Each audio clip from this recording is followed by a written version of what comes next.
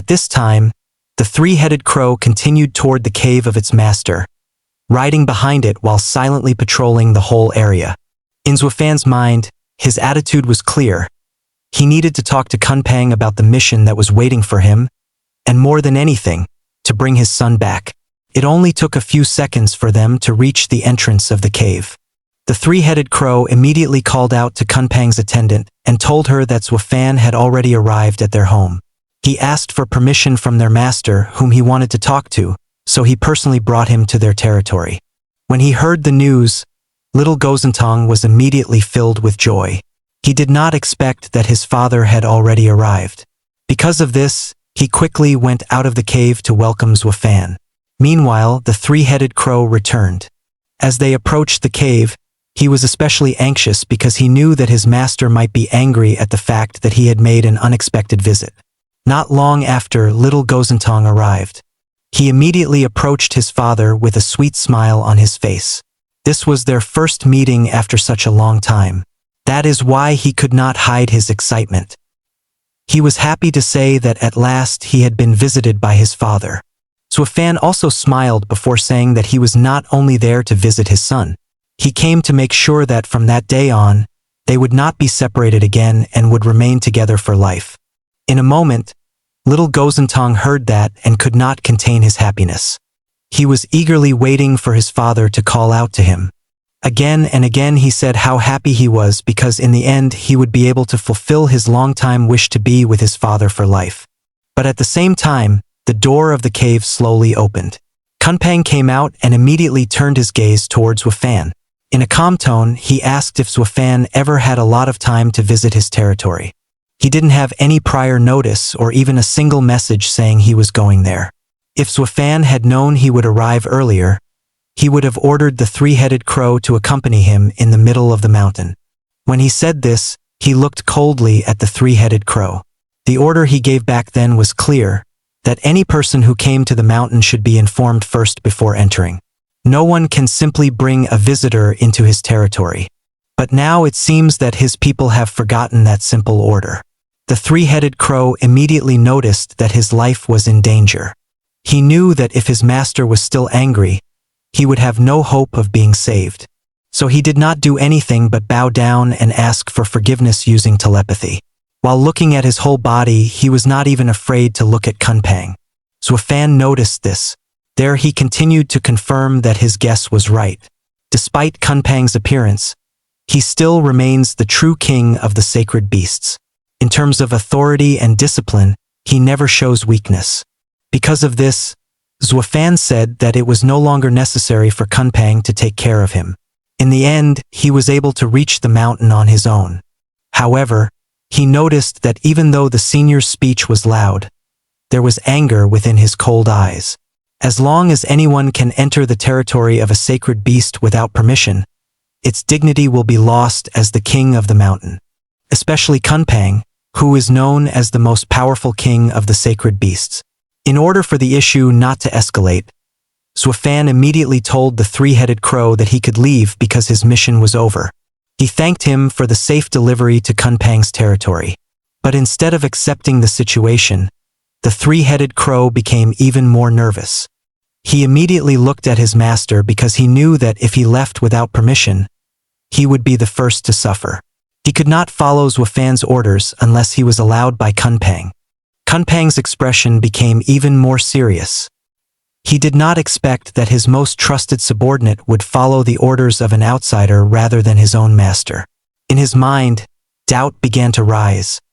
Was he planning to betray him? The three-headed crow immediately called out. He explained that his master had no intention of betraying him. He was forced to follow Zhuo Yifan because he had no reason to stop him. If he could have done otherwise, he would have. The next day, Zhuo Yifan came to Kunpeng and asked for permission. He admitted that he entered the territory without prior notice. He explained that he was forced by the three-headed crow to bring him here, so there was no chance of giving notice beforehand.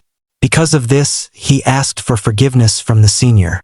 Instead of being appeased, Kunpeng became even more angry. Did he still seem to be showing off badly in the whole situation? He did not understand where Zhuo Yifan was taking the authority to command his own people. Once again, the young man showed off his cleverness and intelligence. However, Kunpeng chose to stop his anger. He knew that he could not be hurt, especially when Zhuo Yifan was involved. This year is still very important to them. Zhuo Yifan is one of the few hopes they have to go out into the world they live in. Because of this, he was forced to vent his anger. In the end, he barely spoke and said, "Don't worry about it, Zhuo Yifan. The problem wasn't that big. What I just wanted to show was the importance of discipline and perseverance of my people. But it did not mean that I am angry at the arrival of a friend in my territory." Little Gozentong suddenly spoke while smiling. He said that that place was his home. And if that is his home, it means that it is also the home of his father. Because wherever he goes, his father's place is also his. So if his father visits his own home, why does he need to say goodbye? In his opinion, Zhuo Yifan will never be a guest in that place, because it is also part of his family. Because of this, little Gozentong asked his uncle why his father still needed permission to enter that place. For him, Zhuo Yifan is not just a guest, but also part of that home. As his father, it is only right to consider him one of the owners of their territory. Kunpeng smiled, but his expression was only forced. Even though his heart was bitter, he did nothing but accept what little Gozentong said.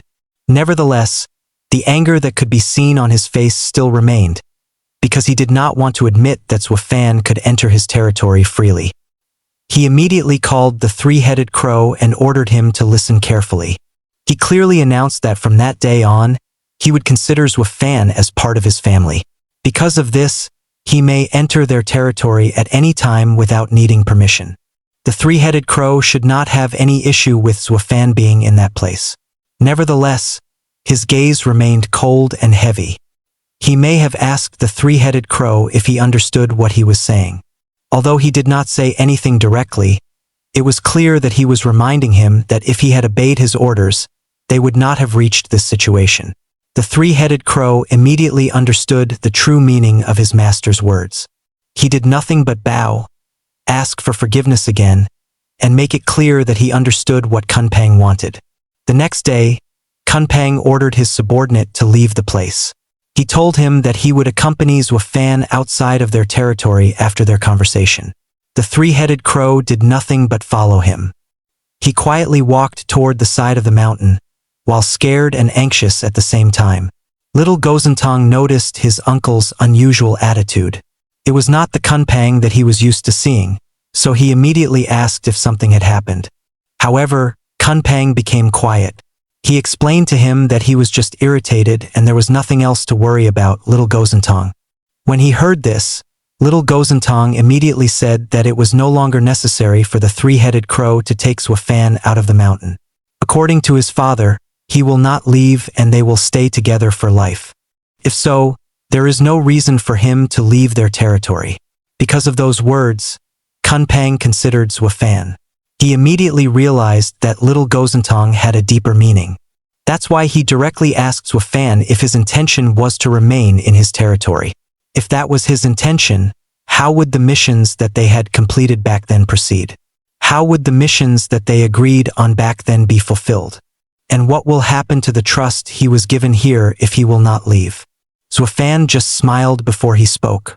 Nevertheless, before he answered all of Kunpeng's questions, he first wanted to let him know the things he had learned over the years. One of the missions entrusted to him by Kunpeng was to find the ancestral dragon, one of the sacred beasts that lives in the lower world.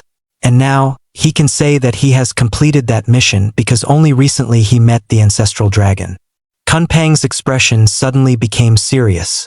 He immediately realized that Zhuo Yifan probably already knew all the truths they had been hiding for a long time.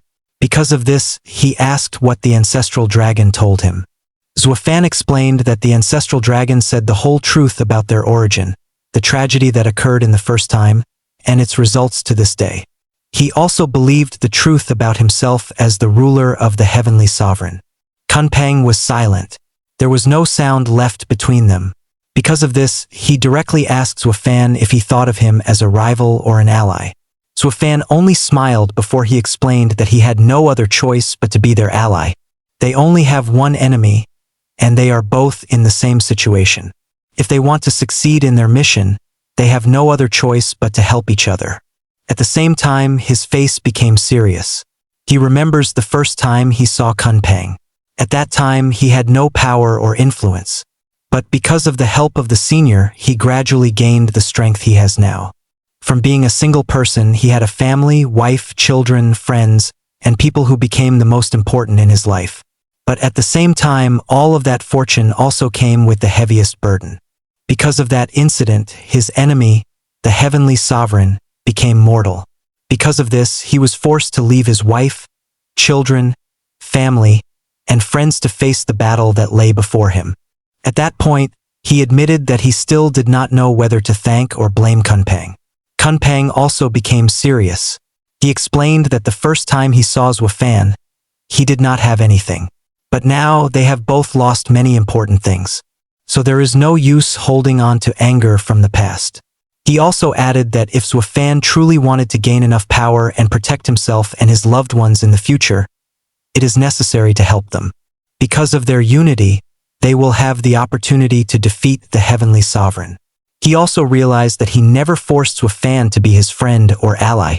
Because of their shared circumstances, they will help each other because they are both victims of the same enemy. He believes that their possibility of success is greater if they face their biggest enemy together. In the end, he believed the most important reason. Until now, the sacred beasts have not yet been able to destroy the ring that was given to them by the heavenly sovereign. Because of this, their only hope is Zhuo Yifan and his people. So when they first met, and when he learned that Zhuo Yifan was after the mana of the heavenly sovereign, he immediately realized that he had already spent his life to become a part of the battle of the sacred beasts against the heavenly sovereign. In the end, Kunpeng realized that he was not wrong in his statement. He was not shocked by the result of Zhuo Yifan visit to Lightning Canyon. In fact, that is also what he expected, especially since Zhuo Yifan is also one of the disciples of Overlord Vrendis. Because of this, he immediately said to him that he should not regret anything. Next, he seriously asked if the ancestral dragon had already found a way to free them all from the shackles of the heavenly sovereign. Zhuo Yifan replied without hesitation that the ancestral dragon had a clever solution. Then he relayed everything he knew about the heaven and earth wantonness and the mystery that was hidden in the mortal realm barrier. When he heard this, his eyes grew bigger. He never thought that there was such a big weakness in the world of the heavenly sovereign. Moreover, he could not believe that the ancestral dragon had made such a deep discovery. It was just reported that there were many places where the first sacred beast traveled to find the only hope of freedom. Kunpeng's face gradually brightened. For him, the plan to use the weaknesses of the ancestral dragon is more hopeful than those who remain trapped as the watchers of the 10,000 Beast Mountain for eternity. Because of this, he immediately patted Zhuo Yifan on the back. There was a flash of excitement in his eyes while he announced that they now know that there is a hole in the mortal realm barrier created by the heavenly sovereign, which means that the divine eye of the void is still not perfect. As long as one of their enemies has a weakness, they still have a chance to succeed. At the same time, he asked Zhuo Yifan to stay alive no matter what happens.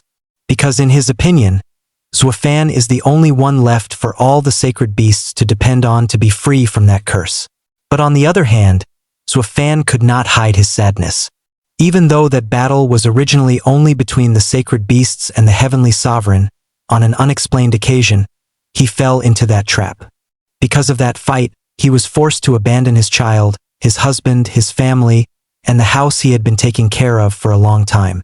In the end, he did nothing but accept the fate of the path he had taken. From that day on, his fate continued into the trap of the sacred beasts. The next day, he turned his gaze to little Gozentong. He was able to say that he no longer needed to worry, for he would fulfill his promise. From that day on, he would not leave his son again. No matter what happens, he will stand by his side and watch over every step of his path as a true sacred beast. Hearing those words, Kunpeng's expression suddenly changed. He immediately understood the true meaning of what Zhuo Yifan said. It means that little Gozentong intends to join him in his journey. Because of this, his face became heavy. He knows that little Gozentong's strength is not enough to use the true power of a sacred beast.